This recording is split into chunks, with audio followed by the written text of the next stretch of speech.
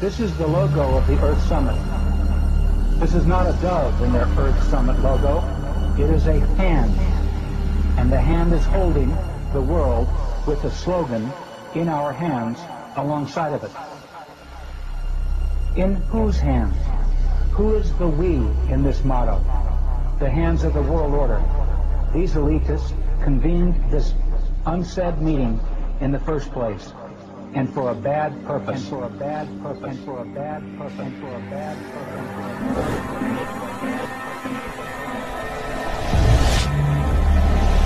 It's a United Nations plan. It's called the Agenda for the 21st Century. It is the agenda for the 21st century you're living in today. For a brave new world where everything that you cherished and held true will no longer exist. It is the inventory and control plan. Inventory and control of all land, all water, all minerals, all plants, all animals, all construction, all means of production, all food, all energy, all information, and all human beings in the world. Agenda 21 defines itself as the comprehensive plan of action to be taken globally, nationally, and locally by organizations of the United Nations systems. It also elevates nature above man, and it contains something called the precautionary principle, where basically you're guilty until you're proven innocent.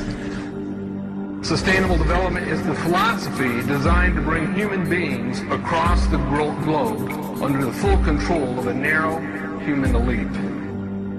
It's a 40-chapter document to basically control the world.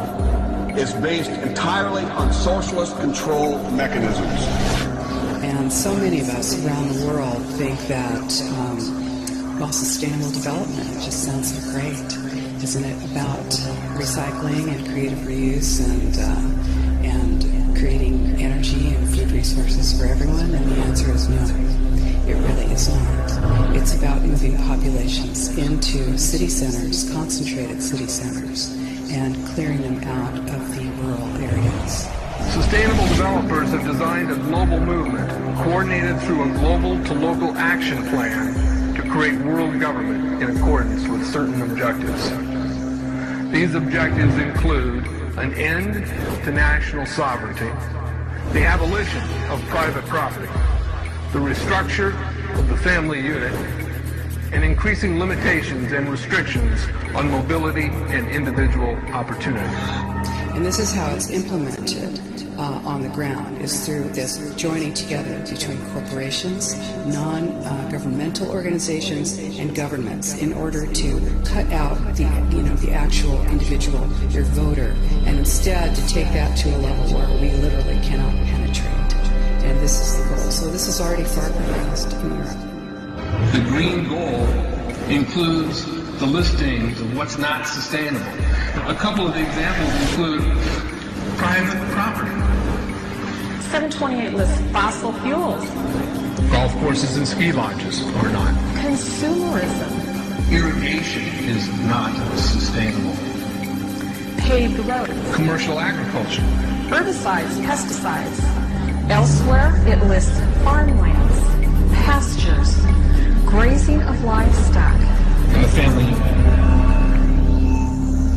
The focus of sustainable development is the abolition of private property, societal undermining of the family, and abandonment of the constitutional protection of unalienable rights as described in the Declaration of Independence. Every nation that signed on to Agenda 21 has its local Agenda 21 plan. People in the United States are completely unaware of this. If I go out and talk about this, the United States press attacks me and calls me a conspiracy theorist, which is totally ridiculous. It is a conspiracy, but it's not a theory. It's a fact. Here in Europe, it's openly spoken about, the local Agenda 21. The principles are public-private partnerships, which is fascism. You see, I sat on the Santa Cruz Agenda 21 committees. Now, this was a lot of crazy ideas. This is back in the mid-90s. Crazy ideas I heard. Mother Earth's surface wasn't to be scratched. Human beings were to be concentrated into human settlement zones. educational systems were to focus on the environment as the central organizing principle. All aspects of life were covered. Well, I went to these committees to request some people who told me that I needed to understand what was going on, and I came back and I said, this is craziness. This is so silly. It has no chance of having any effect on our society. Well, I was wrong. You'll have your family well monitored. You will have your energy restricted. You will have your school service cut.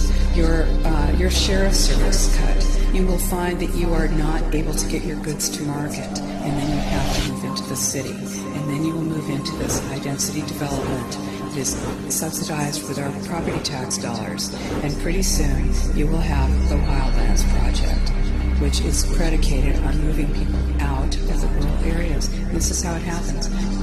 The United States government's support for Sustainable Development Agenda 21 is very clear.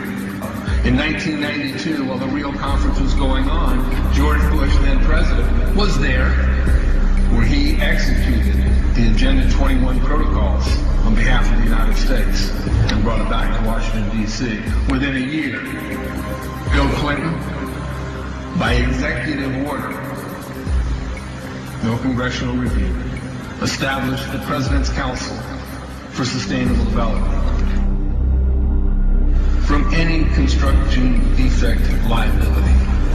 It's a partnership between selected developers building this new world order and the government using the American taxpayer dollars in order to do it. This is a map of the Wildlands Project. To explain the map, the red are areas that are to be off limits to human beings. No resource development, no human activity. If you live there, you won't. The yellow areas are the areas for major control of all human activity. If you live there, you won't. The black areas, the black dots, are the smart growth zones. That's where human beings are to be stacked and packed in small living units along rail tracks. Smart growth program ultimately has jobs assigned and children cared for by the state. The goal is to move everyone out of the rural areas and into the large cities, and to destroy representative government, and to move it into a more to government by unelected boards and commissions. Now here in the EU, of course, you've already moved to that position where it's an erasure of jurisdictional boundaries and erasure of national boundaries. The question has been asked many times how the people who are perpetrating these things expect to do this and make it last. And the answer to that is that you steal a generation of children and you indoctrinate them so that they accept these ideas and they become global citizens in the coming global village. UNESCO came out and declared 2005 to 2015 the decade of education for sustainable development. But they go on to say that it will encompass the 40 chapters of Agenda 21. That is your federal national curriculum. The entire purpose of second grade social studies is to transfer loyalty from the family to the government and teach them about sustainable economic consumption. Students construct their own understandings of reality and realize that objective reality is not knowable. So why bother? The truth is, the truth which keeps men free is being suppressed in order to prop up the attitude training agenda. And it moves on. This is our new math, we call it connected mathematics. Standard 3 tells us that students learn that mathematics is man-made, that it is arbitrary, and good solutions are arrived at by consensus. Most of us assume 2 plus 2 is always going to equal 4. You're wrong. We might reach a new consensus. How well does it work? Well, they tell you in the teacher's guide in the back, it tells us that because the curriculum doesn't emphasize arithmetic computations done by hand, some students may not do as well on tests assessing computational skills. We believe such a trade-off in the favor of CMP is very much to the student's advantage in the world of work. Our children are mathematically illiterate on purpose. How do I know on purpose? Why isn't this just a basic bad idea? Because the Sustainable Development Plan tells us so. Generally, more highly educated people who have higher incomes consume more resources than poorly educated people who tend to have lower incomes. In this case, more education increases the threat to sustainability. Charlotte Iserby, I owe you an apology.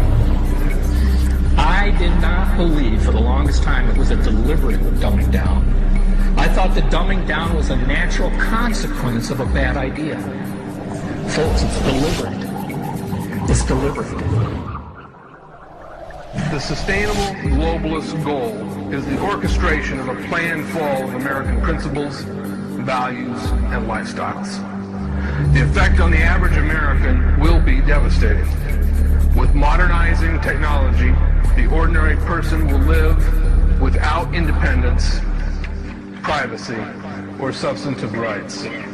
You become basically a deputized police adjunct.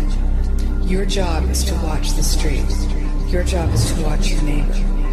The war on terror is a war on you. And we all know this. We feel it. This is why we need to stop it. So this is our plan, is to use the courts at this point and stop this plan. And we're working on it.